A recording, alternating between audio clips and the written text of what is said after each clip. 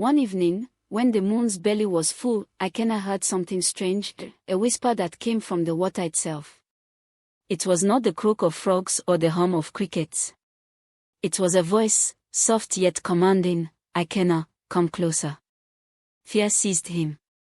But curiosity, like the stubborn yam sprout, pushed through.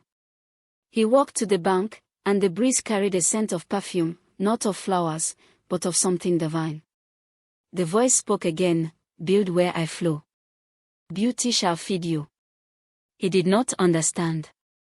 What could beauty mean to a poor man who could barely weave a broom?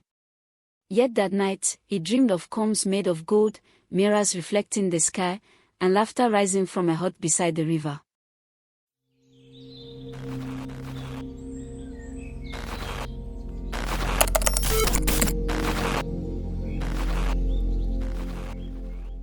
In the heart of Umuahia village, where palm trees danced with the wind and drums told the stories of men, lived Ikenna, a young man whose dreams were larger than the calabash of his mother's cooking pot. He was tall, quiet, and restless, always staring at the Oji River that curved behind the farmlands. The elders said that river was alive, that its spirit watched and waited for chosen souls. One evening, when the moon's belly was full, Ikenna heard something strange, a whisper that came from the water itself. It was not the croak of frogs or the hum of crickets. It was a voice, soft yet commanding, "Ikenna, come closer." Fear seized him. But curiosity, like the stubborn yam sprout, pushed through. He walked to the bank, and the breeze carried a scent of perfume, not of flowers, but of something divine. The voice spoke again, "Build where I flow. Beauty shall feed you." He did not understand. What could beauty mean to a poor man who could barely weave a broom? Yet that night, he dreamed of combs made of gold, mirrors reflecting the sky, and laughter rising from a hut beside the river. When dawn came, he told his mother. She shook her head and warned, "The river gives but also takes. Do not trade your peace for riches you don't understand." But Ikenna's heart was already caught. And so began the story of the man who opened a salon by the river, though he knew nothing of scissors, hair, or beauty. Only destiny knew what awaited. The next market day, a stranger came to Umuahia. He wore a long white wrapper and carried a carved walking stick that hummed softly when it touched the ground. His eyes glowed like embers, and the villagers stepped aside as he approached Ikenna's mother's hut. "Where is the boy who listens to rivers?" the man asked. Ikenna stepped out, trembling. The stranger smiled faintly. "You are the one. The river has chosen you. But beware, young man, when beauty becomes a god, it will demand worship." The villagers gathered, murmuring. "What is he saying?" someone whispered. The man ignored them and handed Ikenna a small wooden comb. "This is not for vanity but for destiny. Plant it where the river touches the land." That night, Ikenna buried the comb near the riverbank. When he awoke, there was a small hut standing where he had dug. Its walls shimmered faintly like morning dew, and a single mirror hung from its bamboo post. The elders said such magic had not been seen since the time of Ola, the goddess of earth. But Ikenna said nothing. Deep within, he felt a calling stronger than hunger, a purpose whispered from the depths of the water. And thus began his strange trade, one that no man in the village could explain. At first, the villagers laughed. "How can a man who cannot braid his own hair open a salon?" they mocked. But Ikenna was undeterred. He washed the wooden floor, hung dried palm fronds at the entrance, and waited. Days passed, no one came. Then, one morning, a little girl named Ada ran to him crying. "Brother Ikenna, my comb broke. My mother will beat me." Ikenna smiled gently. "Bring it here." He held the broken comb, feeling warmth pulse through it. His hands glowed faintly, a gift he did not understand. When he returned it, the comb was whole again, shining like new. The news spread like wildfire. People began bringing their hair tools, wigs, and mirrors for him to touch. And soon, women from nearby villages started visiting to have their hair brushed by the mysterious young man whose hands healed broken things. But one evening, as he closed his salon, Ikenna saw ripples in the river form into a woman's face, smiling. Her voice whispered, "Your hands remember." He dropped his broom, trembling. "Who are you?" The face vanished, but the scent of perfume lingered. That night, the drums in the distance sounded different, deeper, like the heartbeat of the earth itself. Something ancient had awakened. The hut by the river grew busier with each passing day. Ikenna had never seen so many women gathered in one place, laughing, gossiping, humming songs of old. They called it Ulomora, the house of beauty. One afternoon, while cleaning, Ikenna noticed something strange in the mirror that hung on the bamboo wall. It was not his reflection he saw, but a pair of eyes that seemed to watch him from another world. They were calm, wise, and sad. When he touched the glass, a chill ran through him. A woman's voice whispered, "Your mirror is my window. Do not fear me, for I am the spirit of this river. You have opened what was once closed." He fell to his knees. "Why me?" he asked. "Because your heart is clean," she said. "And clean hearts draw blessings and burdens." From that day, his salon flourished. Hair seemed to soften at his touch, and even the proudest women left his hut smiling. Some said their headaches vanished after sitting in his chair. Others swore they saw flashes of light when he brushed their hair. But with blessings come whispers. The elders began to murmur that Ikenna was consulting with spirits. No mortal hand works such wonders, they warned. Still, Ikenna said nothing. Each evening, he sat by the river and stared at the rippling water. Sometimes he thought he saw the spirit's face again, watching him like a mother watches her child who has strayed too close to danger. And though he could not name it, something in his soul knew that the mirror had opened a doorway, and that door could not easily be closed. It was during the harmattan season that Ikenna first met Nneka. She came to his salon with hair so long it brushed her waist, carrying herself like a daughter of royalty. Her laughter filled the hut, and her eyes were like sunlight caught in water. She smiled and said, "They say your hands can speak to the river. Can they speak to my hair too?" Ikenna stammered, his tongue suddenly heavy. "The river chooses whom it listens to," he replied. As he worked on her hair, the mirror shimmered faintly. The reflection behind Nneka was not of her but of the river spirit, watching. Her lips formed words that Ikenna could not hear. When he finished, Nneka looked in the mirror and gasped. Her hair shone like silk, each strand glistening as if kissed by the moon. "How did you do this?" she whispered. "I didn't," he said quietly. "Perhaps the river did." From that day, Nneka came often, sometimes for her hair, sometimes to sit by the river and listen to Ikenna tell stories. Their laughter began to blend with the sound of rushing water. But the river spirit was not pleased. The next night, Ikenna dreamed of a woman cloaked in mist, her voice stern, "The river gives. The river must also take. Do not love what belongs to the shore." When he awoke, his bed was damp, and on his floor lay a single strand of Nneka's hair, glowing softly in the dark. The village soon began to change. More travelers came, drawn by tales of the Salon of Miracles. Ikenna's hut grew into a larger structure, with carved chairs and polished gourds that caught the light. But the river grew restless.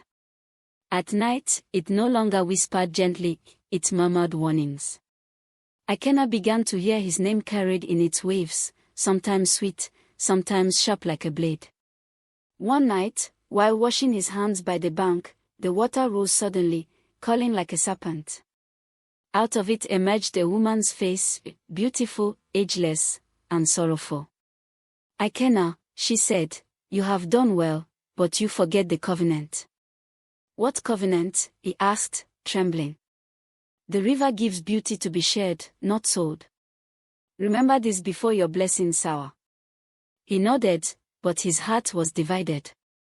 The more his fame grew, the more people demanded. He began charging cowries, then goats, then silver bracelets. The river's voice grew quieter. Meanwhile, Neko's visits became rarer. "You listen to the river more than to me," she said one evening. He wanted to answer, but he could not. Because when he looked into the water, he saw both their faces, and the spirits watching between them. The old women in the market whispered, "No man can serve two mistresses, the living and the river." But fate had already chosen its path. It began with small things, the flicker of lamps, the sudden chill when no wind blew. Customers started claiming they saw figures moving in the mirrors, shadows brushing past their reflections. Ikenna dismissed it as imagination. But one night, when he stayed late to clean, he felt a presence behind him. In the mirror, he saw the faint shape of a woman, not Neko, not anyone he knew, combing her hair slowly. He turned around. No one was there. The spirit's voice echoed faintly, "You've woken the mirror's memory. Now it remembers all who ever gazed into it." The next morning, Ikenna found strands of hair, long, glistening, and wet, scattered across the salon floor. He gathered them, buried them near the river, and poured palm wine as an offering. "Forgive me," he whispered. But forgiveness, as the elders say, is not given to those who forget the old ways.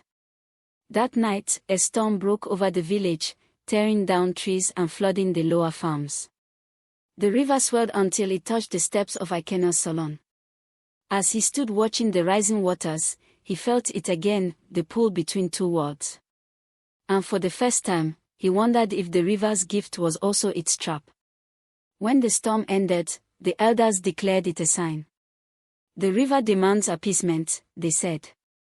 "We must hold the Feast of Waters."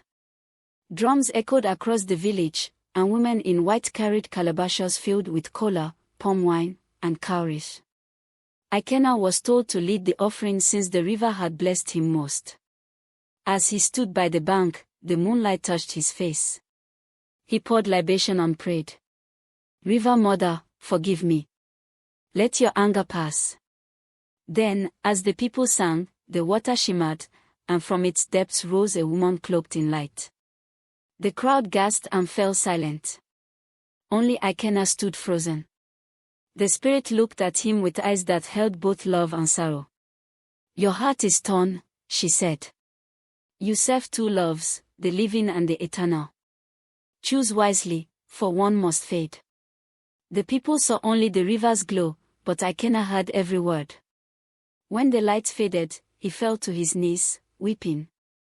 That night, he dreamed again, of a mirror that cracked in two, one side reflecting Neko's smile, the other reflecting the river's calm face. And between them, his own reflection faded like mist. The feast ended, but something inside Ikenna remained unsettled, a knowing that the river's patience was running thin. The following weeks were strange. Ikenna found that when he touched someone's hair, visions came to him, flashes of their past, hints of their sorrow. He became both healer and confessor. A widow wept in his chair, and when he brushed her hair, she said the pain in her chest lifted. A young girl came with tangled braids, and by the time he was done, she could walk straight again. The village began to call him Oni Enekeichi, the man with divine hands. But Ikenna felt a growing emptiness. The river no longer spoke clearly. Its voice came in broken murmurs, drowned by the noise of his success. One night, he asked the spirit, "What do you want of me?" The answer came through the rippling water, "To remember." He did not understand. When dawn came, he found a new comb lying by the salon door, carved from pure ivory, glistening like moonlight. He knew it came from the river. Yet when he held it, it felt both warm and heavy, as though it carried the weight of a promise. He hung it on the wall beside the mirror, never knowing that this gift would mark the beginning of his greatest trial. By the next planting season, people came from distant towns to see Ikenna's salon. Traders, hunters, even chiefs' wives, all sat beneath his roof. The name Ikenna the River Baba spread beyond Umuahia. He built his mother a fine house. He bought new clothes and hired 2 young apprentices.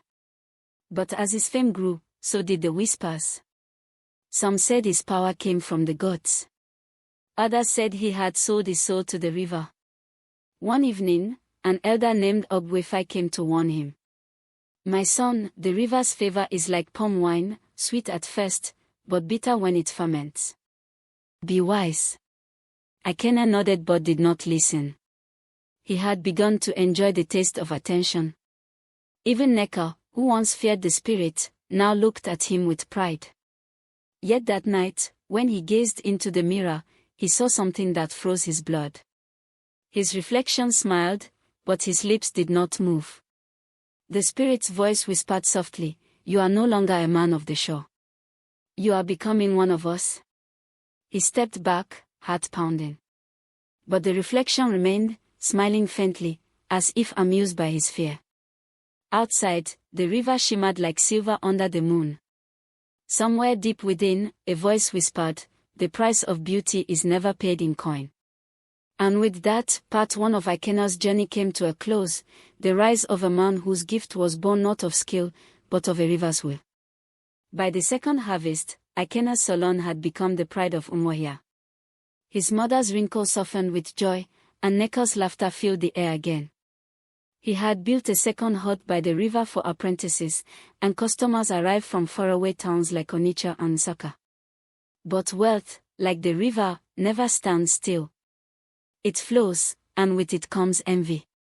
Some villagers muttered that Ikenna's power was unclean, that no man's hands could bless so many without dark help. One morning, a widow brought her sick child.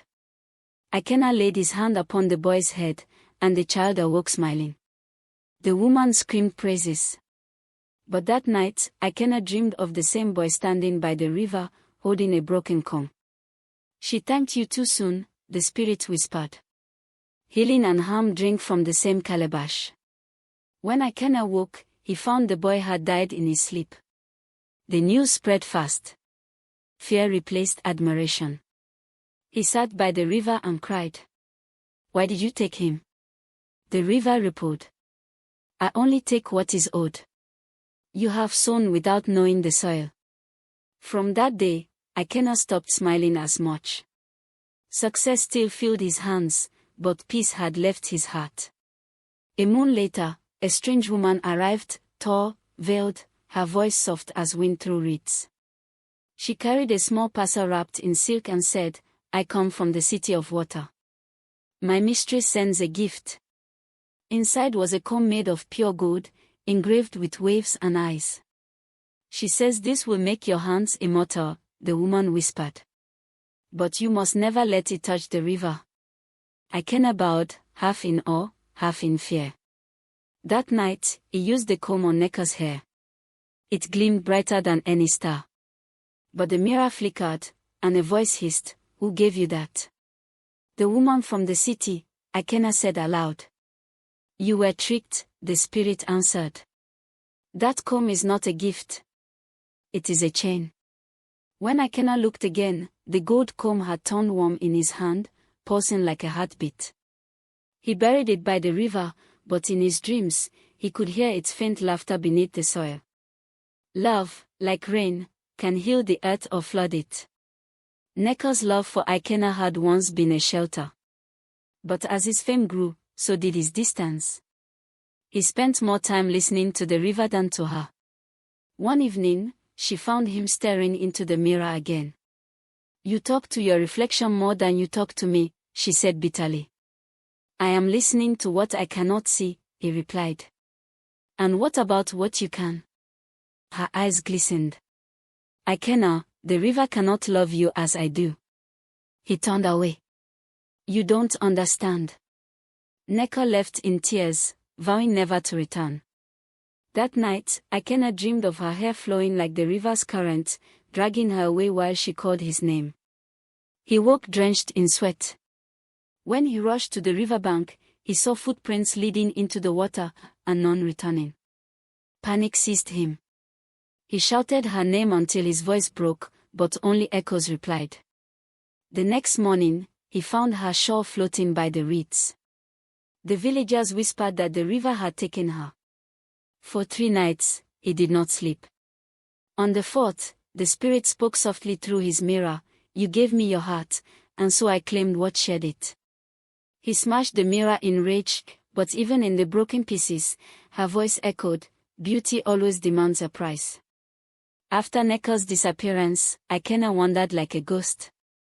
He closed his salon for 7 days and spoke to no one. His mother wept, fearing madness had taken him. One night, while sitting by the river, the mist thickened and formed the figure of the river spirit. She was radiant, yet sorrowful. "I warned you," she said gently. "Love of 2 worlds cannot stand. You took her from me," he shouted. "I only receive what belongs to the river. She came of her own will, to save you." Ikenna fell silent. "To save me?" "Yes. Had she stayed, your greed would have drowned you both." He clenched his fist. "Then what am I now?" "Between worlds," she said. "Half of water, half of dust. Guard your heart, Ikenna. The next time you forget, the river will not warn, it will wash clean." The spirit vanished, leaving behind the scent of wet earth and sorrow. From that night, Ikenna changed. He reopened his salon, but his laughter never returned. Every time he brushed someone's hair, he remembered Nneka's tears glistening like droplets on her cheek, and the sound of the river swallowing them whole. Seasons turned. The salon prospered again, but Ikenna no longer poured libation at the riverbank. "The spirit has taken enough," he muttered. "Let her rest." The river, however, does not forget. One dry afternoon, when the air shimmered with heat, Ikenna dipped his comb into water from a new well instead of the river. The moment the teeth touched a customer's hair, the mirror cracked. A gust of wind swept through the hut, scattering cowries and oil lamps.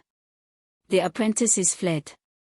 Then came the voice, no longer soft, but thunderous, "You have broken the covenant.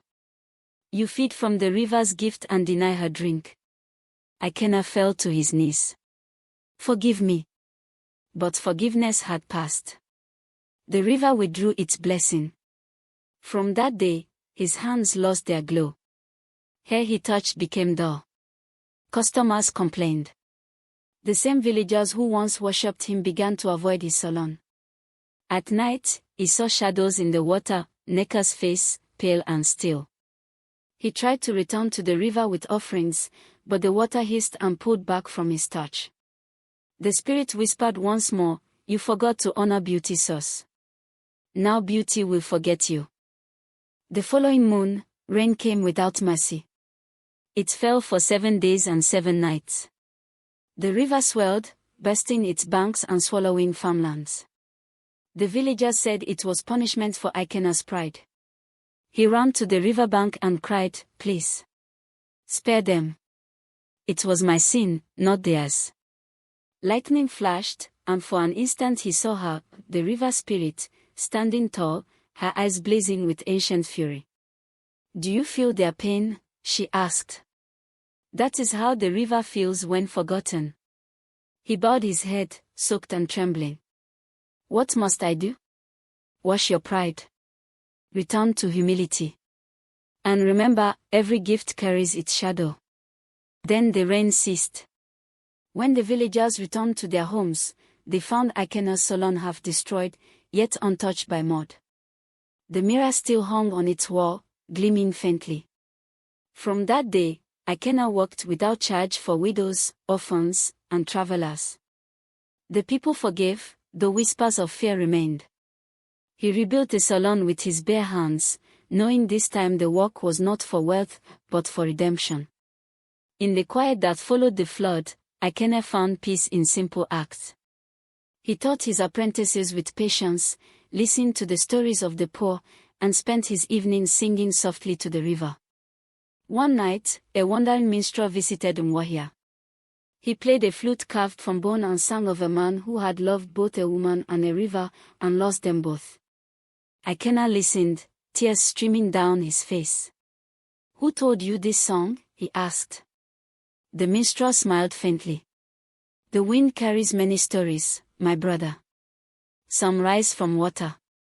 When the song ended, Ikenna looked toward the river and saw light dancing on its surface, not anger this time, but something like forgiveness. He took a calabash of palm wine and poured it into the current. For Neka, he whispered, and for the spirit who keeps me humble. The water rippled softly, almost like laughter.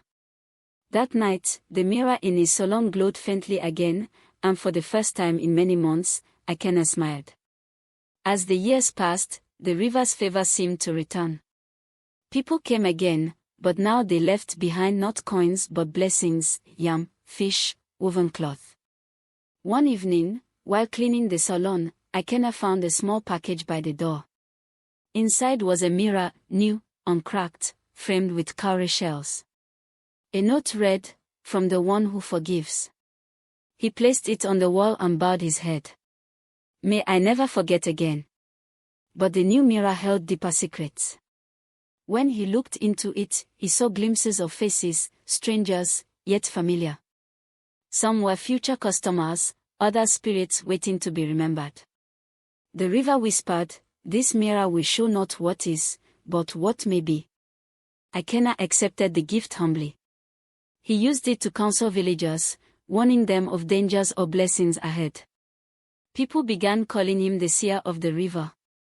But the spirit added one last warning: never gaze into the mirror for yourself. He obeyed, for now. On the 7th anniversary of Neka's disappearance, Ikenna sat by the river with a candle. The night was calm, the air heavy with memories. He whispered, "If you can hear me, forgive me." The water shimmered, and from it rose a faint shape, familiar and soft.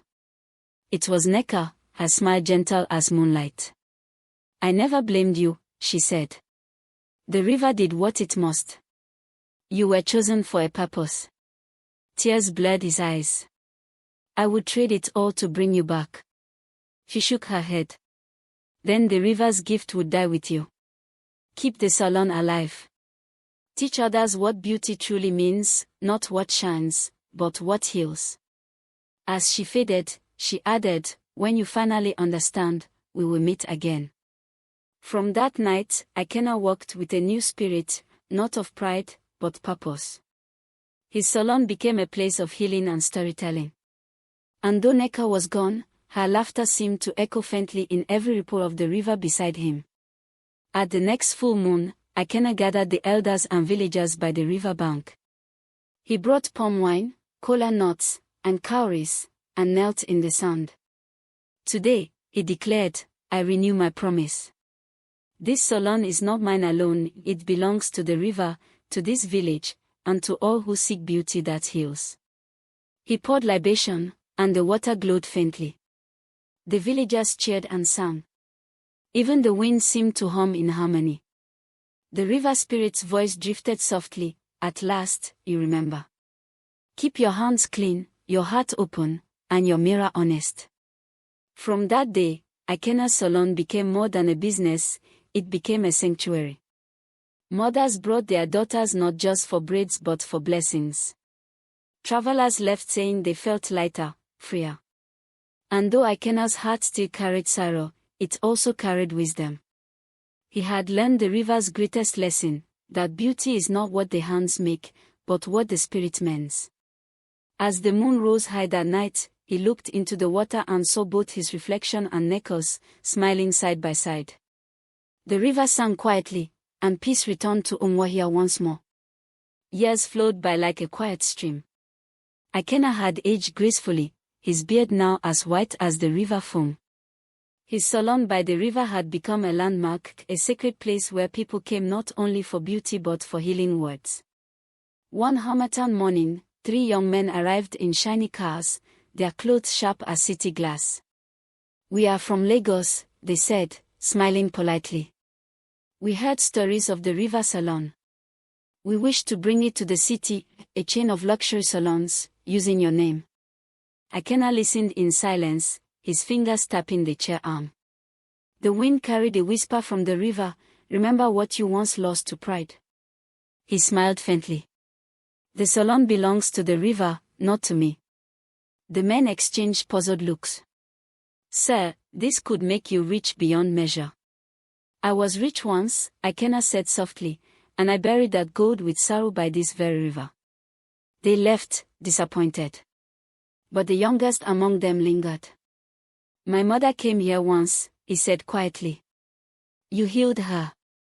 I only wanted to honor you. Ikenna's heart softened. Then do not honor me with money. Honor me with kindness to others.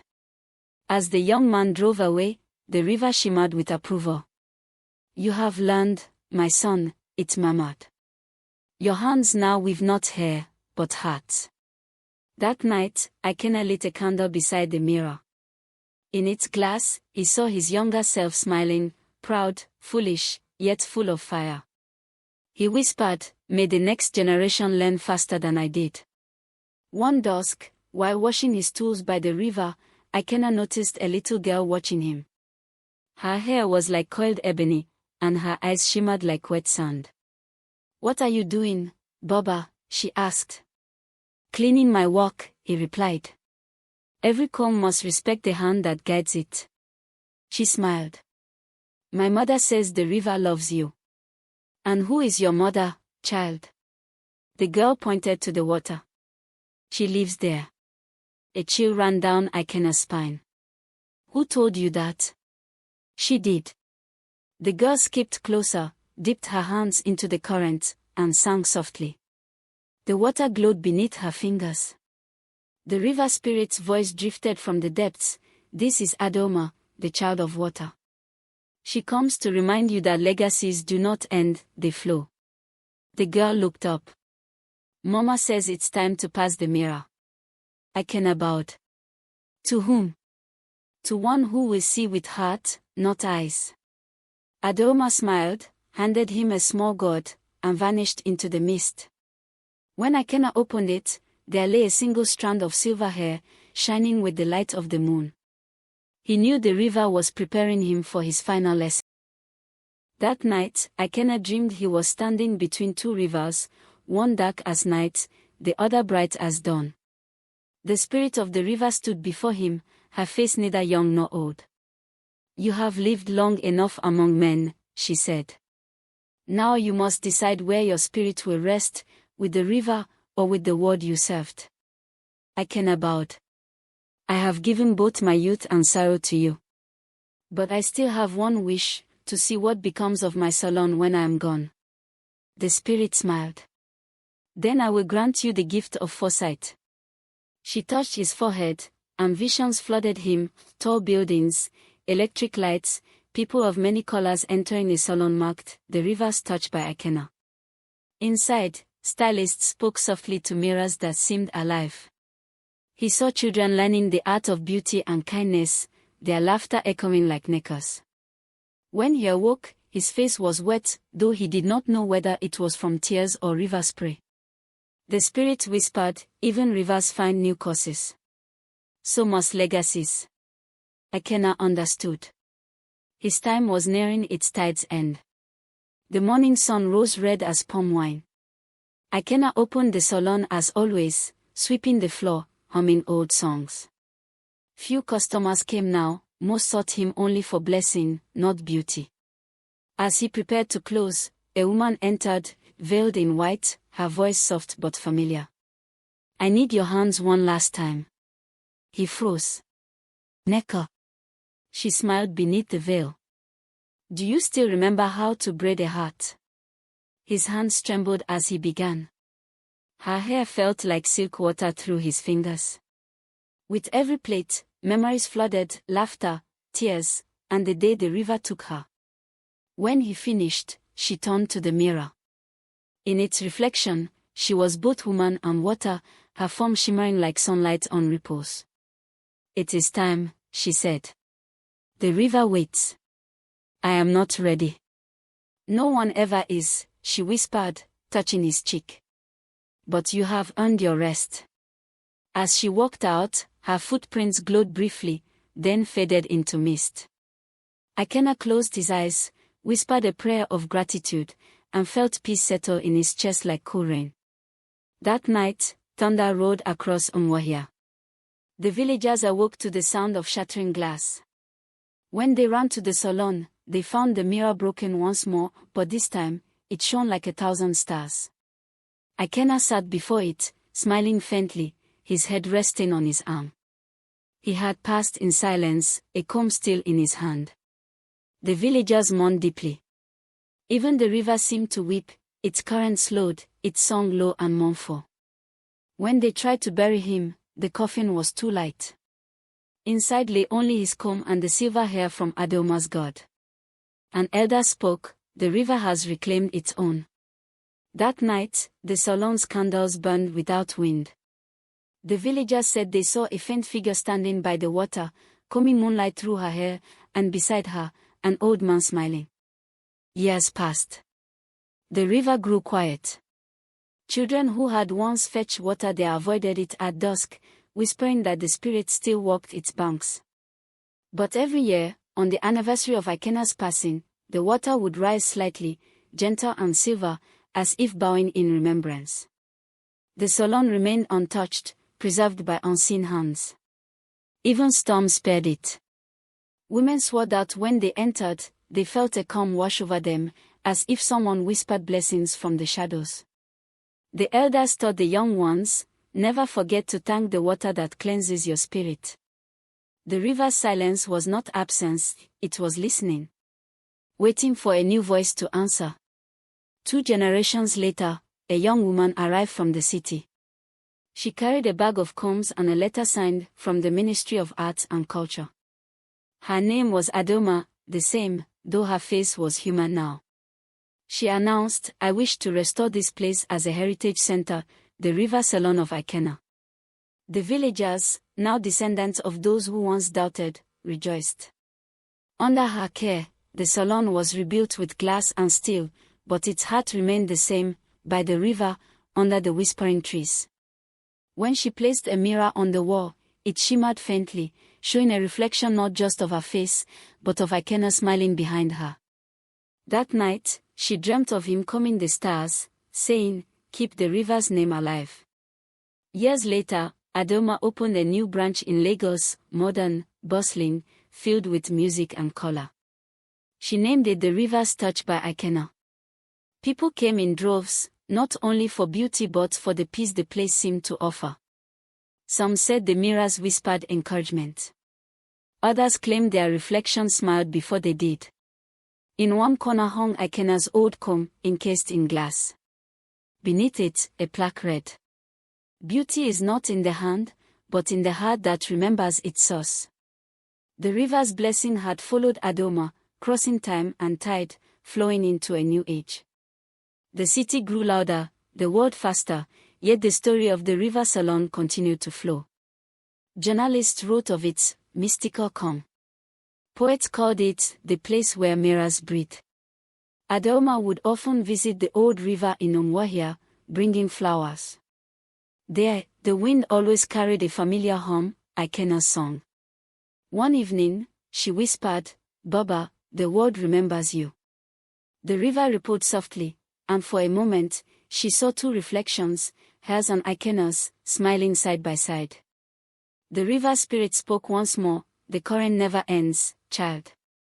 It only changes course." At last, the story came full circle. The night was calm, the moon bright as a silver comb. Adoma stood in the salon by the river, surrounded by the new generation of stylists she had trained. She told them the story of Ikenna, the boy who learned that beauty demands both love and humility. As she finished, she looked into the great mirror. For a heartbeat, she saw not her face, but Ikenna's, smiling gently. Then the river outside shimmered, and a voice echoed, "Tell them, Adoma, that every hand that blesses must also serve. Every beauty born of water must remember the tide." She bowed deeply, tears in her eyes. The wind carried the scent of palm oil and wet soil, the scent of home, of legacy. The river hummed softly, its reflection glowing with ancient pride. And somewhere beyond time, Ikenna and Neka combed the stars together, whispering blessings down to every soul who sought beauty by the water's edge. Thank you for watching and see you on our next video.